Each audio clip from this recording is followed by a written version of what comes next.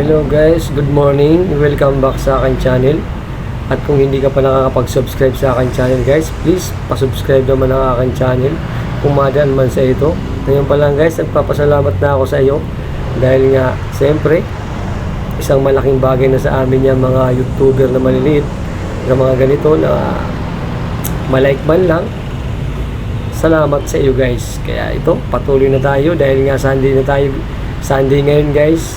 Ang gagawin natin ngayon ay tutulong muna tayo sa pagde-deliver ng mga order namin sa aming lokal guys. Dahil nga dito sa lokal namin may ginagawa kami ditong pagpapa-order ng baboy tuwing Sunday.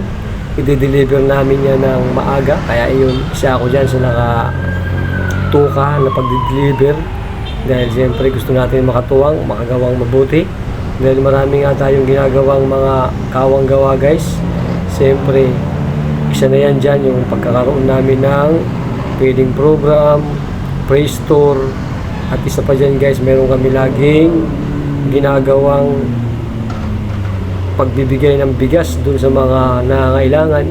Minsan kasi may pumunta dun sa aming lokal na humingi ng bigas, kaya iyon, kailangan laging may stock. Kaya ito naman ang mga paraan para kami kumita dahil ang aming samahan ay hindi naman tumatanggap ng iba-ibang donation ng iba-ibang samahan, kaya gumagawa tayo ng diskarte ang aming lokal upang umabot din sa aming mga ating kababayan na talagang nangangailangan ng tulong, lalong-lalo na ngayon pahirap ang buhay. Kaya ayun, magde-deliver muna tayo ngayon guys. Papunta tayo dun sa isa sa mga umorder sa amin. Kilala rin namin to guys, pero chinat ko siya kanina, siguro tulog pa dahil nga sa call center nagtatrabaho to. Kung di ako nagkakamali, sa call center nga to. Pero yun nga guys, siyempre dahil nga alam natin ang bahay niya, pupuntahan na natin at bubulabugin na lang natin siya. Kaya yun, ito nga pala yung aking ginagawa guys tuwing Sunday. Dahil paaga pa lang din naman, wala pa tayong laro ng basketball, mamayang hapon pa yan. Kaya ito muna, kawang gawa muna tayo bago pagliliwaliw. Siyempre, unahin muna natin yung makagawa tayo ng mabuti dahil nga napakahalaga nito. Ayun, malapit na tayo guys dito sa lugar nila. Ayan, dito nga pala sa lugar nila guys, bawal dito mag-parking. Sa mismo mga tapat, medyo mahigpit ang subdivision nila dito. Kaya dito lang tayo sa gilid. Medyo madalas dito, masita ako dito pag pumunta ako sa kanila. Kaya yun, pagbibilisan lang natin ang pagdi-deliver ng baboy. Ayun, dumating na tayo. At yan, kukunin na natin ang kanyang order. At iyon, lalakarin lang natin guys papasok sa kanila dahil nga hindi na makakapasok ang motor papunta sa kanila. Diyan ka muna ang aking mutmut. Ayan, dito na tayo, lakad uli, lakad muna tayo. Siyempre, medyo mahirap dito sa kanila guys dahil paakyat to, medyo bulubundukin. Napakaganda ng lugar nila dito guys dahil nga maraming pang puno. Yun nga lang, hindi makapasok ang sasakyan.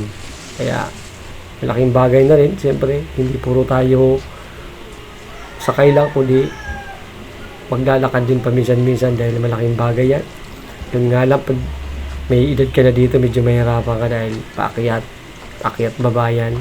Ayan, makita mo naman yan, medyo madulas ang daan ngayon dahil nga maulan. Yun, malapit na tayo sa kanila. Ayan, tanaw na natin ang bahay nila guys. Ito yan.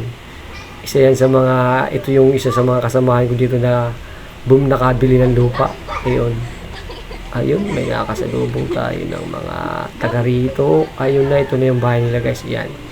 Ito na, tatawag na tayo sa kanila. Opo. Bro.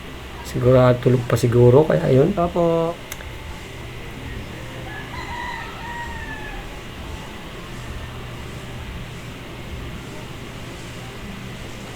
Deliver po.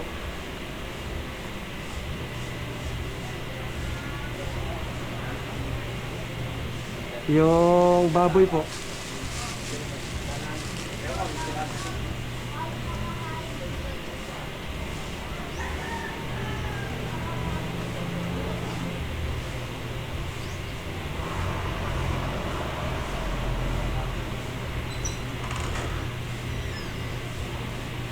Page 2.